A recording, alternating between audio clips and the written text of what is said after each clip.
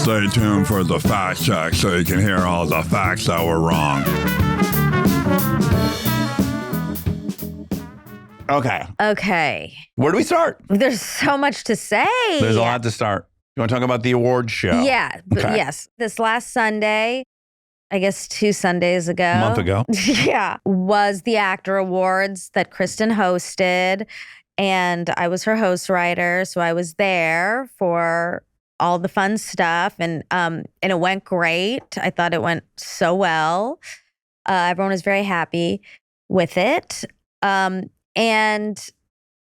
I mean, I don't really have that much to say about the awards other than like it is fun. It's a fun thing to do. Did you see anyone in person that was really cute? Well, I did get to, we were right backstage for Kristen to do her good nights when they were reading when Michael B. Jordan came off stage after winning. And that was really cool to kind of see that backstage moment. I was very, I loved that he won. Yeah. And then, let's see, were there any other snacks? Snacks? I mean, obviously Noah Wyle is... What adjectives are you going to use here? Just the perfect man. So sexy, so hot. Seems to have so much integrity and kindness. Yes, he's nice. Yeah. I'm almost suspicious. How's this guy so good? You would be suspicious. Yeah. It's like the Mike Schur effect where you don't trust it because it's so good, but he is. And I believe it. So we wrote a bit with Noah and Kristen and then Kristen ended up having to read some medical jargon, which was really a fun bit. And we told him, like, if he has time, if he just has like 30 seconds to come backstage to like talk it through for a second. And then he did. Were you standing next to him? Yes. And I was, but I didn't get introduced. So it's kind of like, I don't want to be like, hey, I'm, I wrote this, and then also like I have this podcast, and then you were on the hayride, and like we've been DMing, and you said, and so I've been waiting, but in person, he's even hotter. I couldn't believe my little eyes. They were deceiving. You felt deceived by them. And we know I don't have good eyes, good vision. True. But I was like, oh my God, I think they're like adding wrinkles to the pit. Like in person, he doesn't even have it. He's so attractive. Wow. I love him the most. It's probably why he's not coming on. And anyway, so that was exciting stuff. Yeah, congrats. Thanks. That's really fun. Yeah, that was fun. And then we were just all very happy. And you were coming. I knew you were maybe gonna come. Well, I was TBD, right? I even had to tell Kristen, I'm like, I'm gonna try my hardest to go and bring the girls. Well, okay. I want to go back a little bit. Okay. So that was Sunday. Yeah. Friday or Thursday, we interviewed Ike Barinholtz, Easter egg. Sorry, that's coming up. Yeah. And Ike also participated in a bit. Which was very nice. And so we were talking about that, and then you said, yeah, I'm going to go. I just realized I'm getting a colonoscopy on Monday. Yeah. And so Sunday is the day that I have to do all the prep. Whoever's not had a colonoscopy, or at least the version I always have, you can't eat the whole day before. So I had my last meal on Saturday. Yeah. At 8:30 at night. I need to have these details. Okay. So, I'm obsessed with my weighing myself. So I weighed myself on that night, Saturday night, and I was 206.8 pounds. Yeah. Then Sunday, no eating. Yeah. You take this terrible drink. And then in about a half hour to an hour, it starts. Yeah. And it is evacuations that I think only dysentery would be a comp to. You're not, like most people are just like, no, you just don't leave the toilet. You just like hang out in the bathroom and then you just get back up on the toilet. And so you were like, so that's going to be interesting. And I was like, no. I was like, don't come.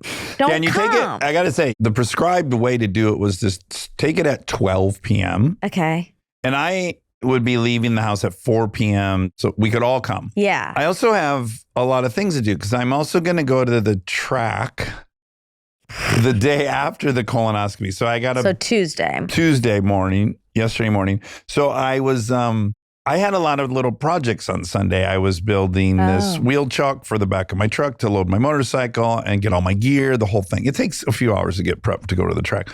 And I'm going back and forth to the can. And so we went and I didn't have any issues on the car ride. That's probably the scariest part. We went to the show. Luckily, Kristen had a porta potty directly outside of her dressing room. Yeah.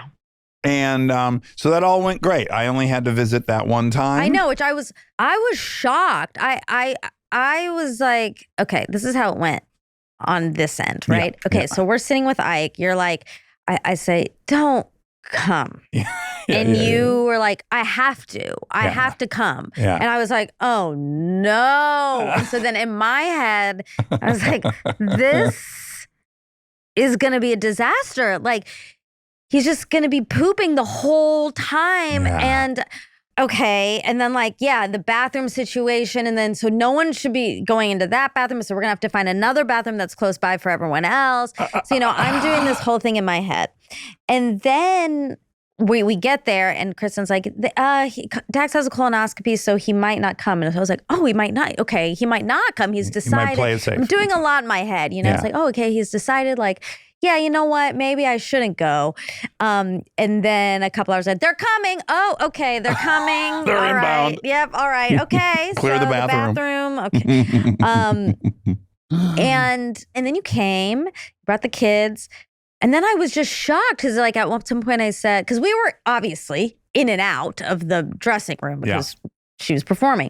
And so then at one point I came back, I said, how many times have you been in the bathroom? And you said once. And I was like, oh my God, is your body? And that was just a pee at that point. I was like, is your body because you've had so many, maybe it's more used to it? I don't have an explanation. I just was like, if your wife's hosting a show, you got to be there and you got to bring the kids. Just and that's that. That's what you do. Oh, pause. I did run into Ike, of course, when we were doing the bit. It was a pre-tape bit. Okay. It wasn't meant to look pre-tape, so if I just spoiled that, whatever. Anyway, so I was with Ike backstage while we were doing that, and he was like, so is Dax shitting his brains? I was like, he's not here yet, but he is coming.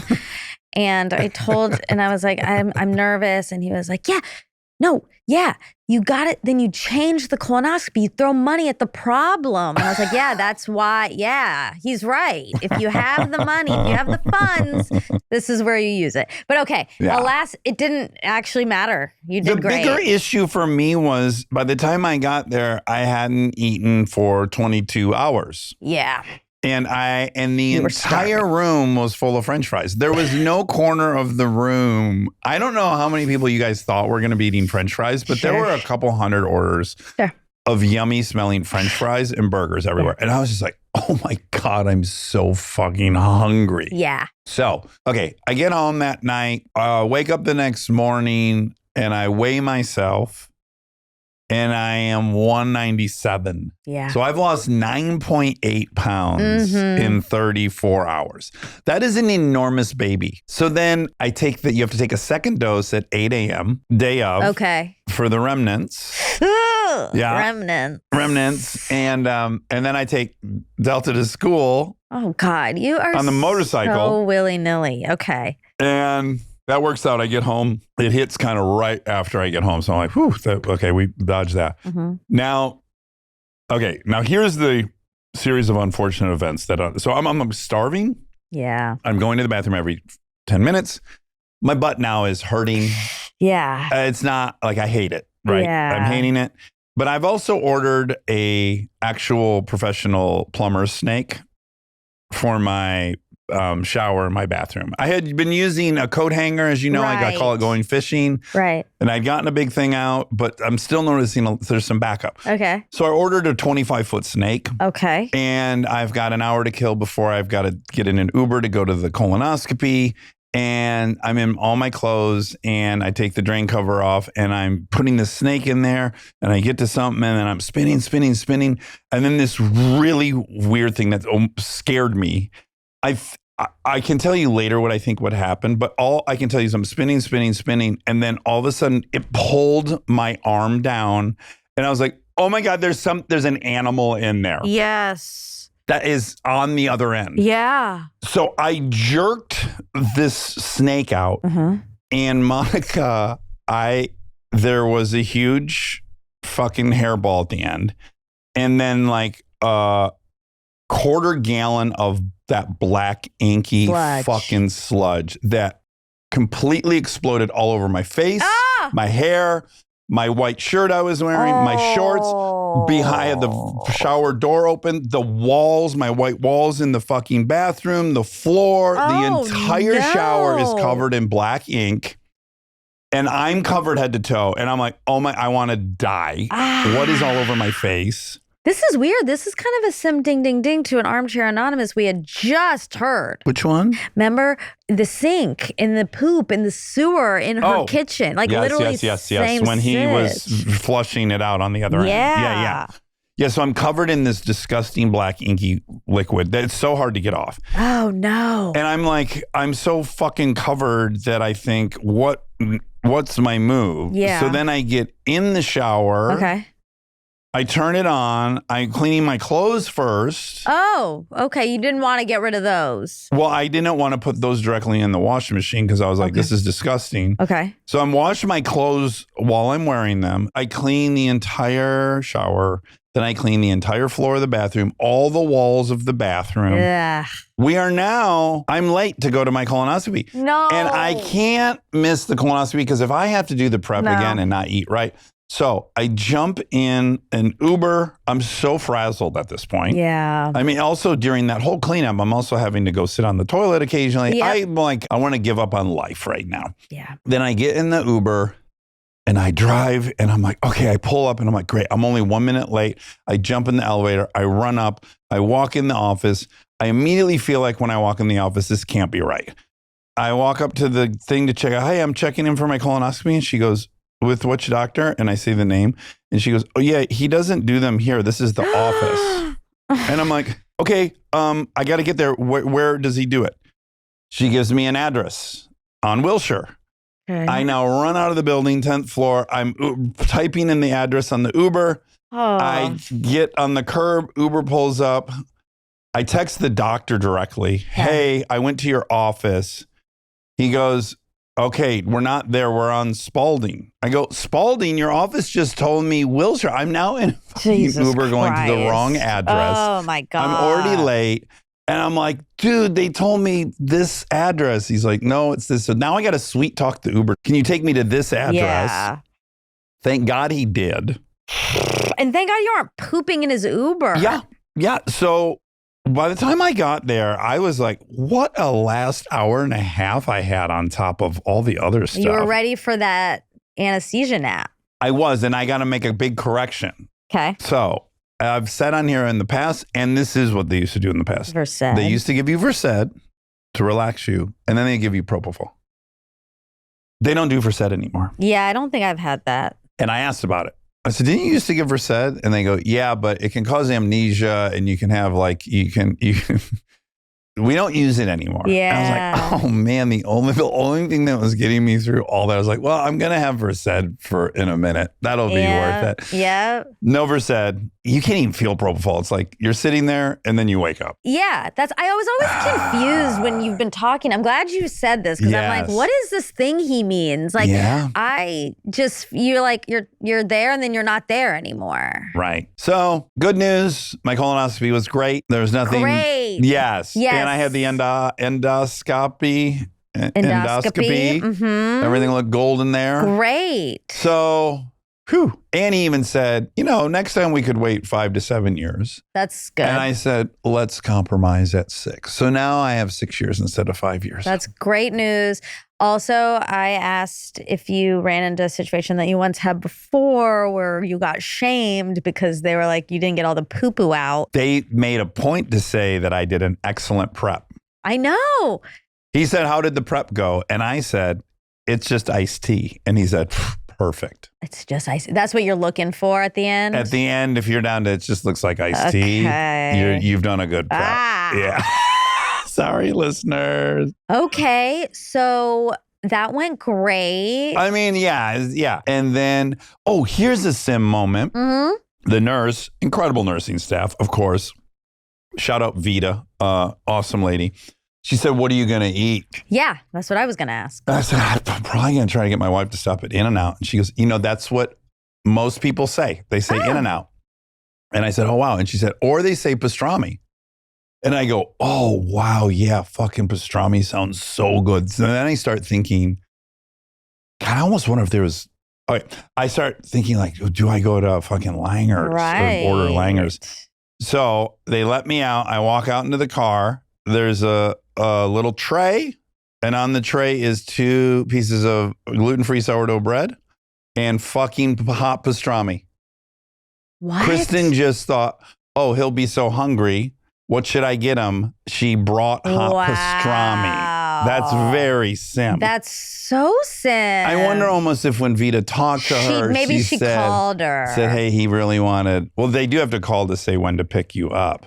I'm going to ask Kristen. That seems like such a coincidence. Yeah, maybe he said he was thinking about pastrami. Well, it was so good. Yum. The car Was it from ride home, it was from Langer's. Yum. Oh, and then I woke up yesterday morning. I could barely wake up. Yeah. I'm like, is that propofol or just all the action my body went through? The action, yeah. You're probably tired. So I went to the track. Definitely tired. And I felt very blessed. I started to get superstitious about going to the track because I weirdly have on the schedule Friday, I'm going to see my shoulder doctor, which I haven't had a checkup on in 4 years. Which, and I have some nerves. If people don't know, if they're just now joining us. I have lots of metal in my shoulder and this wonderful Because of the track. Because of the track.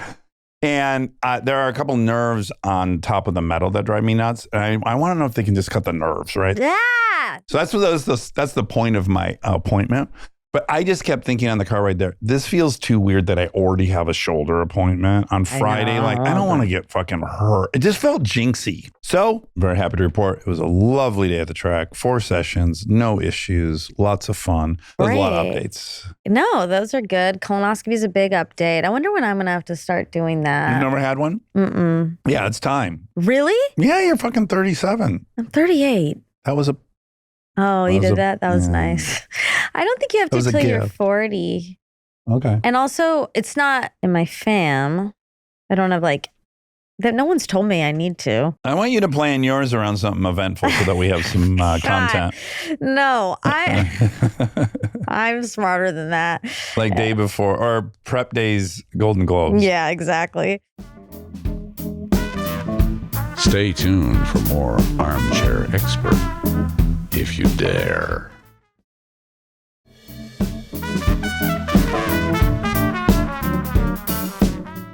I have a fun update for you. Okay. I ran into Joy last night. No. Yes. Joy Bryant? Joy Bryant. My spiritual sister? Yes, your co-star and ex-wife. And ex-wife, television wife. Yeah. It was also Sim because earlier that day I was on Instagram and I saw a picture. I almost sent it to you, but I guess I forgot. It was a picture of the cast of Parenthood. Uh-huh. And it said 16 years ago today, the show premiered. But it was actually, this is why I didn't send it to you. So I was like, oh my God, Sim, weird. But then it was 23 hours ago. Okay. So it was a day late. And I didn't feel like that was Simmy, so I didn't send it. Okay.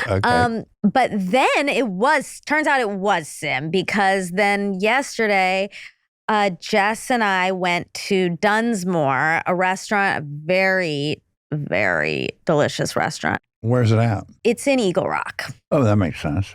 And the thing is, it's very hard to get a reservation there, but they do walk-ins, but like a few. Good luck. So it's good luck, and you have to get there so early.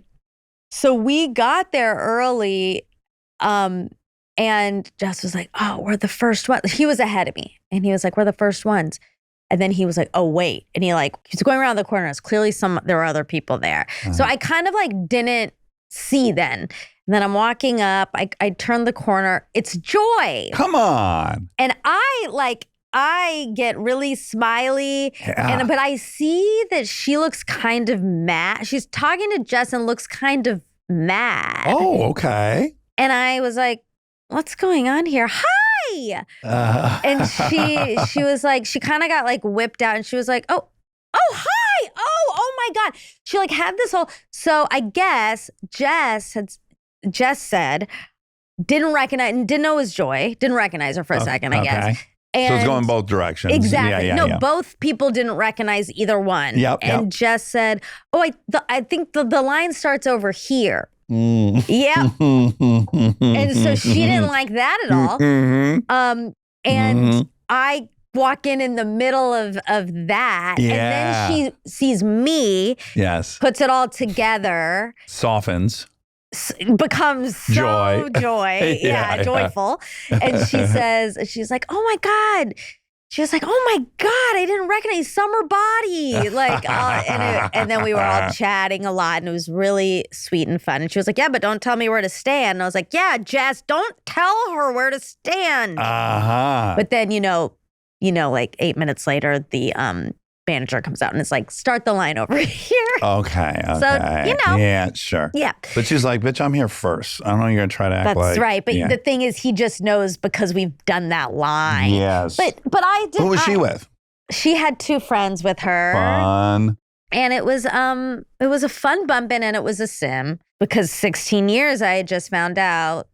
And she, of course, said to say hi. Okay, fun. What did you get and what did she get? Well, they have a stew there. Oh. It's a chili stew. Okay. There's no explaining it that matches what it tastes like. It's, I think, one of my favorite foods in this city. I want to try it.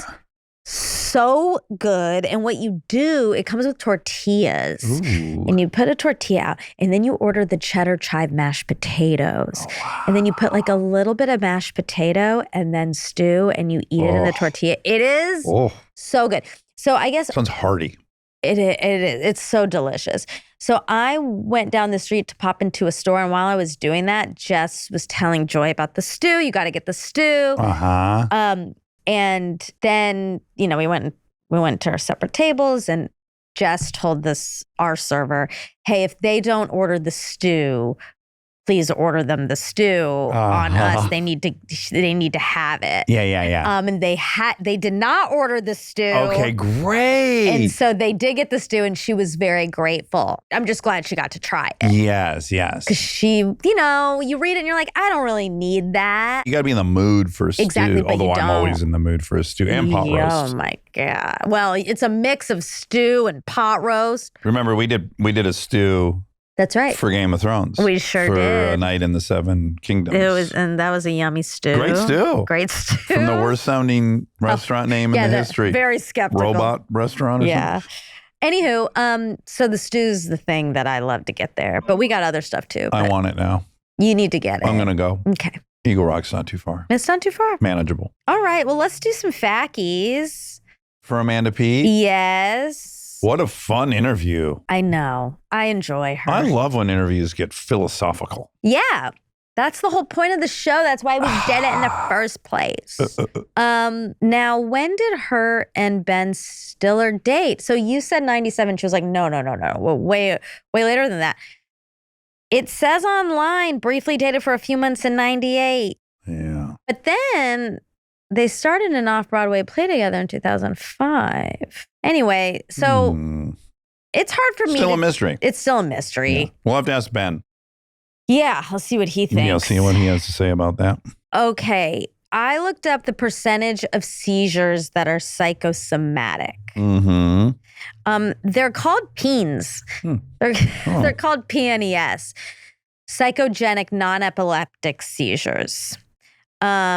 This says account roughly 5 to 10% of cases in general outpatient neurology clinics, rising to 20 to 40% in specialized epilepsy monitoring units. Say the numbers again. I got distracted because you said peen and it reminded me of a story I wanted to tell you. Oh, okay, great. Sorry. What was the percentage? 5 to 10 in general outpatient neurology clinics, but 20 to 40 in specialized epilepsy monitoring units. I said 30. Right. I think that's 30. What our expert has said. You said 30. And let's just remind everyone that our expert said mine were real. I know. Now, that's an interesting thing. I know I would want to say that too. Of course I want to say it. I would want that too. I would want people to know, no, I have the real epilepsy. But what's really sad is they have seizures and they're just as much of like a victim. I'm saying I would want to say I have real epilepsy too. Yeah. But I think there's something there. Well, I know what it is. Do you know what I'm saying? Yes.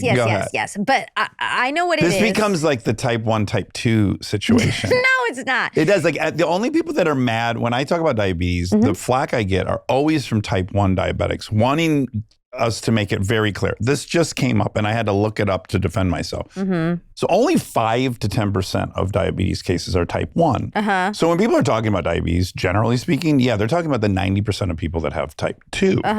But what's funny is I've been accused of shaming them. But what I think that's really happening is the type 1 are shaming the type 2. They're going, I was born with this. I didn't give it to myself. And I don't think that's the right framing of it. I don't know that that's as generous. I don't know that's a generous take. Okay. I think they want to be like, I'm not one of those people. So it's actually you that's being mean, not you. Yeah. The type 1 people that are so mad, they're being mean to type 2 people.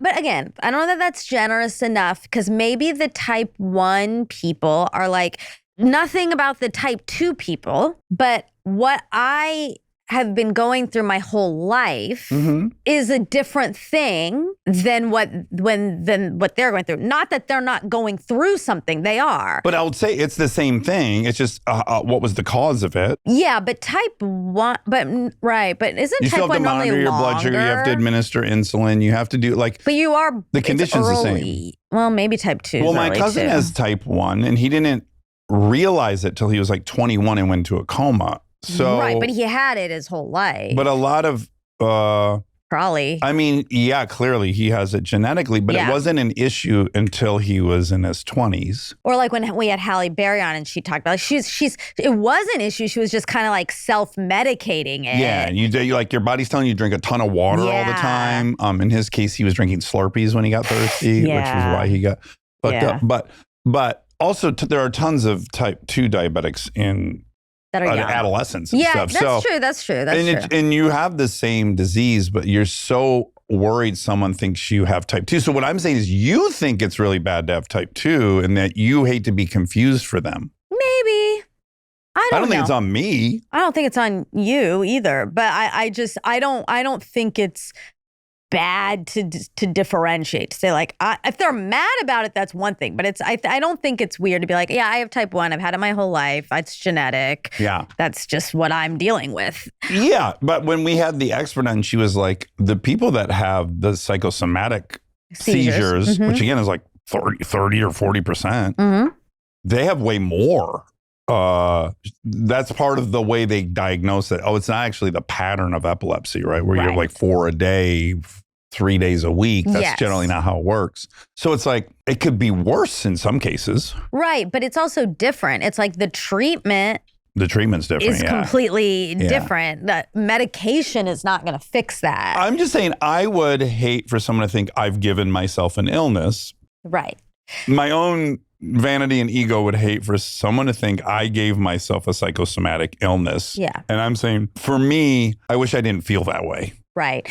So for me, the reason I wanted that validation from her and why I just said it is because for a while, it felt that there was some questions around mine. And like, do I have epilepsy? I don't know. She had 2 seizures. Like, does she? Kind of, maybe not. And I think there were some alluding to that. So when she was like, no, that's like so plainly yes. Yeah.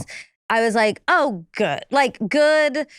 I am not crazy. Yes, you felt like I was accusing you of imagining it. A little bit. Yeah, and so from my perspective, my 2 defenses of it are, more than you thought you had epilepsy, you thought you had a brain aneurysm. I never really thought that. I couldn't tell the difference. You talked often about really thinking you had something going on in your brain. You mean before? Before. Oh, before. Yeah. Yeah, I was like something, after the first seizure. that I didn't know what it was. Yeah, I was like, something neurological happened. Yeah, I'm just saying, you had said you also thought you had a brain aneurysm more often than you said you had epilepsy. And I didn't think you had a brain aneurysm. Mm-hmm. So yes, in that respect, I definitely am guilty of going like, well, it's probably as serious as the brain aneurysm, which I don't think you have a brain aneurysm. So I apologize for that.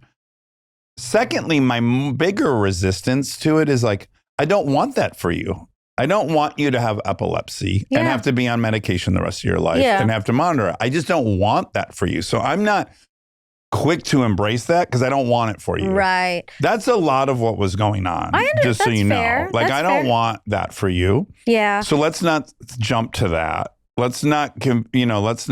Totally. Yes. And I appreciate that. To me, it's like, well, I don't want you to have psoriatic arthritis. Right. But you have it. Mm-hmm. No. And also, if I heard that, oh, actually, like a bunch of people who have psoriatic arthritis don't actually have psoriatic arthritis. Uh-huh. And wouldn't you be like, no, but I have it. And like they still have symptoms of it. You'd still want to be like, yeah, that's fine. And that has nothing to do with me, but I have it. I think I would. Yeah. And I think the best version of myself wouldn't care. It's kind of like the not caring whether people think they have ADHD and they don't. It's like, it doesn't really have anything to do with me. I know what I have. Right. And I shouldn't care. And for the most part, I don't. Right. I don't care if you think you're dyslexic and you're not. I don't care if you think you're not an alcoholic and you are. I don't care if you think you're an alcoholic and you're not. Yes. I don't in general care. You don't care about the others, but you do want to be like, but I have dyslexia. I know. I have this. I was diagnosed. It's something I've been dealing with my whole life. So that's okay. Yeah, I'm admitting to you, I would have said the same thing. Right. I'm letting you into my thoughts. So it's like, I would say the same thing. And then as a challenge to myself, I think, why is that important for me? Mm-hmm. For me, like, what's going on behind there that I have that strong inclination to go, well, but I have real dyslexia. Like, I think the best version of me doesn't really care. Yeah. But then the best version of you isn't also then acknowledging the truth. Like the truth is you have it and there are things to do if you have things. Well, the best version of myself knows what I have and it doesn't matter what you think I have. That's the best version of me, right? I think we would agree on that. Like whether you think my dyslexia is imagined or not, that's your business. And like best version of Dax doesn't care. Dax knows what Dax is.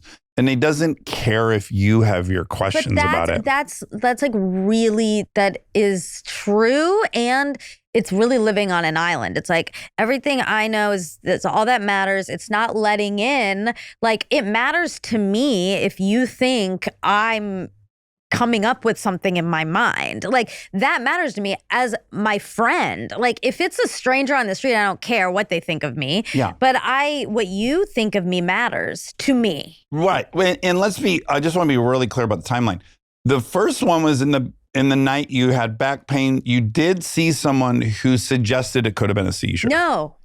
Oh. The seizures never came up. Okay. Ever, which is why I was like, they're like, we'll never know unless it happens again. They gave me the steroid. Remember, because we all thought it was, they were like, it must be some kidney thing, but then we took the urine. Mm-hmm. There was no kidney thing. So they were just like. Someone said to you, it sounds like a seizure. Yes, that was a year later. Right. When I went on the date. Yes. I went on a date. And at that point, I was like, you saw experts. They didn't say it was a seizure. You were on a date. This guy said it was a seizure. You now think you had a seizure. So right there at that point, you're right. I was like, I don't know that I believe that. The second time you had a seizure. A week later. Okay. After he told me that, which is also so wild. It is really wild. You had a seizure. Someone saw it. Uh-huh. And I immediately was like, come live at our house. No. I think we're talking about two different things because I'm talking about more in the aftermath. I feel like there was some questions, even from me, like, well, I had 2 seizures. I've never had another one. Yes, I'm on the medication, but maybe it's not epilepsy. Maybe I just had these random seizures. Yeah.